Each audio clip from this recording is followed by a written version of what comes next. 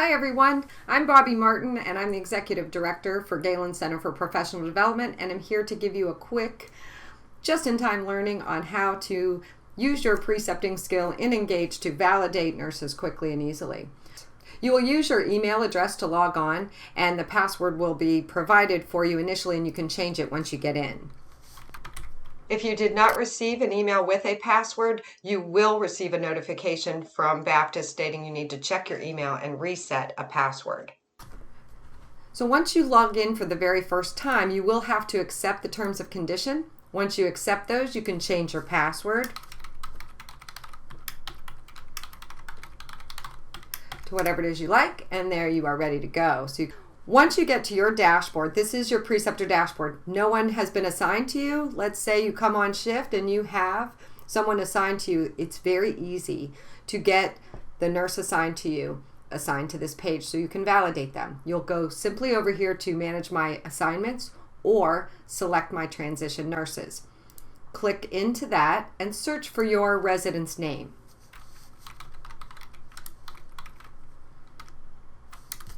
So I can search and I come up with Preceptor Training Nurse and the Preceptor Training. This is the one I want, so I'm going to just click this star, or you can click right here as well, and that person will automatically be assigned to your dashboard. So I'll go back to my dashboard and you'll see this Preceptor Nurse in Training is here for me to evaluate. The first thing that you'll do is click into this nurse, and this will take you to the status page. Or you can click here for view status. Either one will take you to the same place. This is the status page. It tells you the nurse's name at the top, their email, what hospital they're assigned to, their primary unit, and what their role is, whether it's a new graduate or a transition nurse, etc. You will see competencies assigned to this person, as well as modules. As you know, the Baptist standards of care are the very first competencies that must be validated before any other competencies are validated. You will notice that this was assigned on 11/11/2020, and I only have until 11:30 to get this complete with my resident. Others assigned to this nurse are med-surg multi-specialty competencies, and you'll notice they were assigned the same date, but they're not due until February. So I know that this is my first priority. They'll always start on the top as well.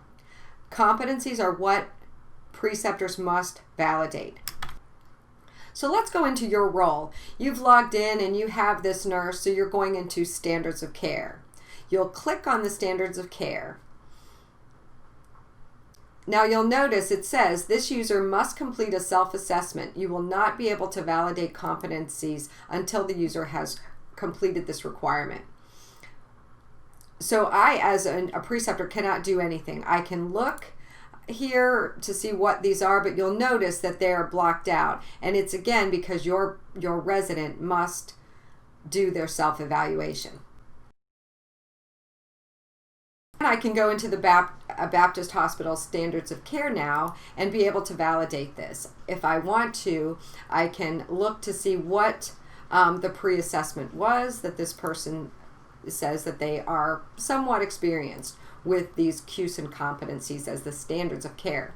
What else you will see on this transition nurses status page is they have access at all times to your policies and your nursing skills within the hospital resources on their status page. The self-assessment's done. So I'm going as the preceptor to go into the standards of care. You can always use this to take a look at what they are, but if you like, then you can go into validate. As the preceptor, you're going to select the competency status. It's not started, in progress, or validated. So I'm going to validate this. Validation method has been established by Baptist. You only have these 4 to use, so I'm going to say that I've used direct observation for this. The level of performance, again, has been directed by Baptist. It's either met or not met. This has been met. And the effective date is today. You can, however, go backdate this. So let's say you did it on the 4th it wasn't really assigned by then, but let's say that you need to backdate it. You can. You cannot forward date it, however. You can document a note if you'd like to add information to this, and you can also choose a file to upload to it if you choose. And it will save just like it does to an email attachment. So as you review these standards of practice, we do have a select all button to make it easier for you. So if they have met all this criteria, you can select all, and after you've identified all of these criteria, you can save the validation. And you will see that on your resident status page, we go back up to your status page, you will see that the progress is immediate. It is in real time. So you have validated this nurse right now, and it's already on everyone's report, including the nurse managers, the chief nurses, and all of the educators. So next you can go into your med-surg competencies, and you'll see they're very easy. They're listed here for you, all of the ones that you must validate. And again, same procedure. All you do, if you review it, yes, they do all of this, you can select all. Again, it is validated. The validation method this time was through simulation, and the level of performance is met. Effective date, you can insert notes, choose a file, save validation. Again, you will see on their status page, you can continue to go through here and validate more if you have more to validate. But if you go back to their status page, you'll see that just a little bit of this is done, 2%. And the more complete, you'll see that progress taking place. Now I'm going to show you what to do if you are working on competencies and you cannot at that time validate them. There were maybe 1 or 2 items that you just didn't feel good about validating, yet you're going to take the next 3 days off and someone else will be validating them. And the best way to make this as seamless as possible is to say you've been taking care of the patient with sickle cell anemia today, and you are going to validate what you can. So you know that yes, your resident did verbalize the clinical presentation very well, and conducted a very adequate, competent physical assessment focusing on these things listed here. But they had some problems with the respiratory treatments and repositioning suctioning that I wanted to work with more. I did very good in reporting and responding, but I really want this resident to focus a little more on this criteria. So I'm going to note that it is in progress and that my validation method was direct observation today and that we're not met. So that I want the other preceptors who may be covering for me over the next 3 to 4 days will know that I validated these. So if you would like to finalize this, focus on this specifically. So I will save this, and you will notice that on the dashboard, it shows that this was met by me, I signed it, this was met by me, but this was not met. So I can go in at a later date, and you'll notice the beauty of this is when you go in, it saves what was done prior. So you're not wasting time. You don't have to call someone or do anything. And the second time you go in, then you can validate that and finalize that. So if you do check this when you go in the second time, be sure you have to, are forced to select the validation competency status. Now you're going to change it to validated. Now you're going to say it was still direct observation, but the performance now is met. And you will see that it will switch in real time that now it is met. So just use this as an easy way to communicate information so you're not double doing everything and your colleagues and partners in precepting aren't having to do things over again. This is very easy. It saves everything you've done. So if you're working with these, I would really suggest you spend the first 5 minutes of the day looking through these. What are you going to take care of, and select those and work on those validations. It'll go much quicker and much easier for all of you. So as far as module progress, this is completely driven by your resident. This is not something that you need to do anything with unless you are evaluating if they've done their modules. So you can click in here and see that they have done none of the assigned modules yet. So you can see their progress, but you can't really affect this except to tell them that you'd really like them to get moving on their modules. looking forward to all of the great work you're doing, you preceptors there at Baptist.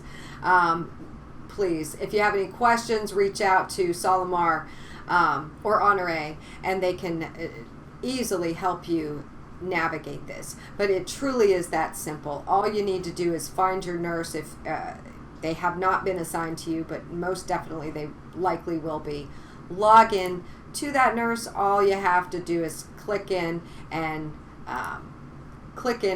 evaluate these competencies. Again, if you're managing the admission today, go in and validate that you've done that. It's been validated. It was validated by direct ops. They have met all of these criteria, and I'm going to save that validation. And again, in real time, you will see on my training nurses status page that we have improved that to 4%. In summary, here are 4 key points to remember as a preceptor, because these are common errors that have been observed from preceptors in the past.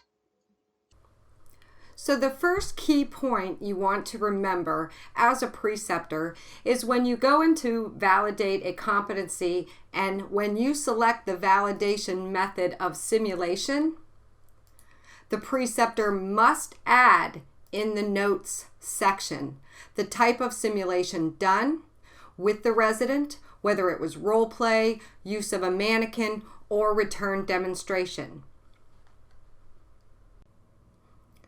A second key point you want to remember as a preceptor is that the benchmark portion of competency validation must be signed off by a patient care manager or its designee only. A third key point to remember is that preceptors are not allowed to sign off any competencies with an exception.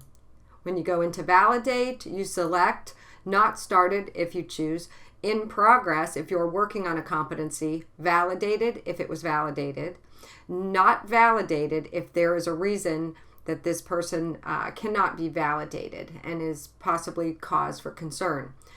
Preceptors are not permitted to sign off any competency with an exception. This is only done by a clinical nurse educator. The final key point to remember as a preceptor is that every competency set, whether it's a medical surgical competency group or critical care specialty competency group, they have a threshold of 15% and cannot exceed that threshold. The 15% threshold refers to the alternative method of validation, which are case study and simulation. All right, everybody, hang tough, good luck, and take good care of these new nurses. We need them in our profession, and always remember, the nation's health depends on nursing.